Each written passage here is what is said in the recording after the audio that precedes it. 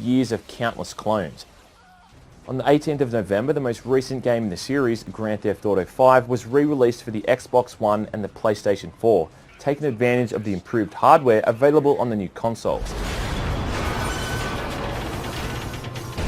The fictional state of San Andreas, mostly in the LA-inspired Los Santos. This time around you play as not one but three different protagonists. Get the fuck out of here! God!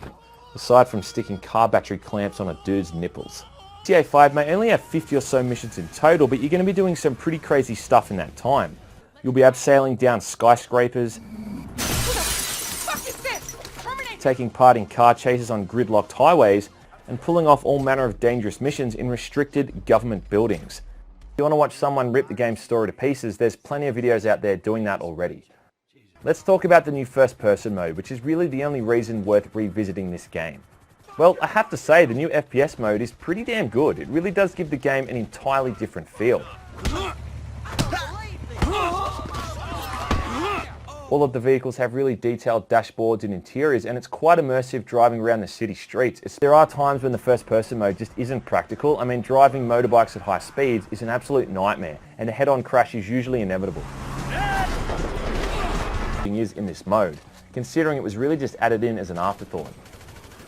Is it worth buying the game solely for this new feature though? To that I would say no, but the game does have enough merits elsewhere to warrant its purchase anyway.